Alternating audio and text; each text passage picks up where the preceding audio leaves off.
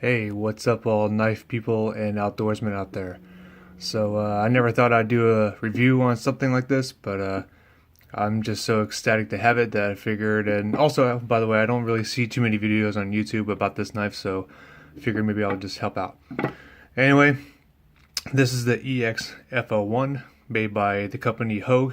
Hogue is known for making gun grips, but in the last 10 plus years they started making knives, and they make very good knives.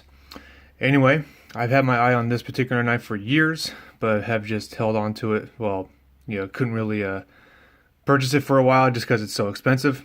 At $212, yeah, it's definitely not cheap. It is now the most expensive knife that I currently own. Anyway, so the overall length is 12.5 inches. The cutting edge is 7 inches. It is 1/4 of an inch thick all the way. And it's made out of a steel called A2. A2 tool steel is very tough steel. However, it is less wear resistance than other tool steels. Apparently, it's used a lot for making custom knives and custom combat knives. But at the same time, it is renowned for being very, very tough. So, I don't know. We'll see how it handles out. The thing is, I'm very excited to take this into the outdoors. Now, Hogue, they advertise this as being a tactical knife, but tactical survival knife, I guess. But the thing is, I respectfully disagree. Being a backpacker and hiker and outdoorsman, when I pick up this knife and I start kind of swinging it around, I can instantly tell it's not a fighting knife. This is designed for wilderness. This knife will pretty much be used for chopping wood and splitting wood, all that kind of wood chopping stuff, all that kind of wood processing stuff. But nevertheless, that's what this knife's going to be used for. I don't see how. I guess if you're picking this over a, give me a second, over your standard Kabar, give me 1 second, then yeah, maybe, if you want a Kabar, then fine, go ahead and go with the Kabar, but for the most part, this is going to be an outdoor knife. Anyway, I guess we'll start with the tip. So the tip is very stout. I like how there's a lot of metal right there, like I said, 1/4 of an inch thick, but the thing is, this tip is going to be really, really strong, and I like that. Versus your standard Kabar, that tip is very thin. And if you're going to be prying with it or something like that, I would just have more faith in this one. Also, I guess when I'm using it, I'm going to be mostly drilling holes with this. So I know, once again, the tip is going to be very nice. Hogue puts this false edge right here. Hopefully the light, you pick that up. I think they did it for 2 reasons. One, to maybe lighten it. And then two, I don't know, I guess maybe for some style, but nevertheless I kind of like it. The grind, I believe it's a saber grind. However, some people have said it feels like a hollow grind, but no, I think it's saber grind. What else? I guess we'll go to the handle. Well, first of all, the grip is absolutely perfect. I love the grip. Perfect grip. Couldn't ask for a better one. I was a little hesitant for the skinniness of the handle, but no, it fits in the hand very nicely. I don't have bigger hands, so I don't know, maybe someone with very large hands, this might be too skinny for you, but for the most part, it fits me very nice. The jipping, perfect. It's not aggressive, but meanwhile, it does a very good job. I also like how it has this flat part right here, so when I'm doing real detail work, I can choke up right here, as well as this little choil over here. I can kind of choke up on the knife and do some real detail cutting. So you notice there's that little pin right there. That's actually not a pin, that's a torque wrench. And this is kind of silly in my opinion, but their idea is, when they designed this handle is actually hollow. Even though it's a full tang, the handle is skeletonized. And I'm not going to take it apart, but the thing is, once again, the G10 handle, by the way, the handle material, G10 or G Mascus, that's what they're calling it as. Good grip anyway, but nevertheless, it's hollow on the inside.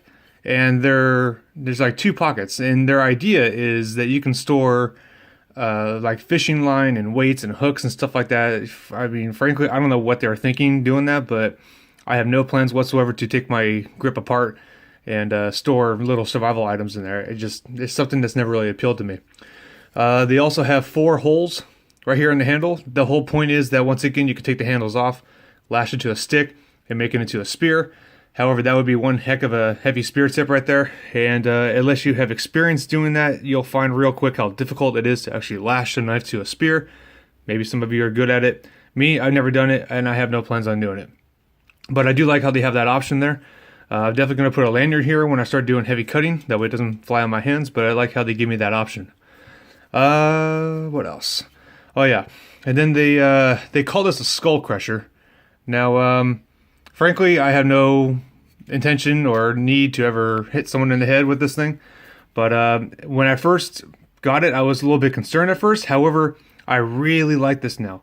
I really like the idea. Frankly, I would rather have a flat pommel so I can hammer in tent stakes and stuff like that. But what this does for me, and anybody who has ever used larger knives for the outdoors, you'll know what I'm talking about. As you are swinging away, sometimes we want to choke up even further behind on the knife to get a little more weight towards the edge. And that's what this does. It allows me to choke up even further, wrap my pinky around that, and now I still have a good grip, but I'm able to still swing it very hard and get even more weight towards that edge for harder chopping. So that was something that I found that I do like about the design. Also, it just kind of just looks cool too. And then I guess if you ever want to impact something without risk dulling your tip, you have that option. Overall, like I said, I'm really eager to get this knife in the outdoors and see how it holds up. Now, talking about the sheath. So first of all, I really do give this knife a 10 out of 10. But I will say one thing right before going to the sheath. So the edge, Hogue puts a beautiful mirror polish edge on all their knives. However, I think this particular product got a little cheaped out. So this edge right here, perfect. This one on the other side, it's not symmetrical. I'm not sure if my camera phone's picking that up, but the edge is not as how do I say, showing right here. It's good towards the tip, but compared to the other side, that side's perfect. This side, a little bit shallow. It doesn't hurt when it comes to paper cuts and all that kind of stuff. It's still a razor. Nevertheless, just something I noticed. The sheath, I see where they were going with the sheath. However, I give it an 8 out of 10. The sheath will do the job. It does do the job. However, there are some things I wish Hogue could improve on. One, the sheath is heavy. This knife's already heavy enough as it is. I believe this knife weighs like 12 ounces. And the thing is, this sheath does not help out with the weight, especially this part right here. They thought that by giving you a lot of options with how to attach it, that would help you out. Yes and no. Like I said, I see where they were going with it. So for example, they have these straps right here that you can clip and put together, that way you can have different carrying options. But it's a lot of fabric and a lot of buttons that once again add weight. Versus, here's my BK9. Look at it, it's just one big MOLLE strap, and that's all I need. Maybe two would be nice, but nevertheless, one is really all I need for this big sucker right here. This one, they give a lot of just fabric, and that adds to the weight.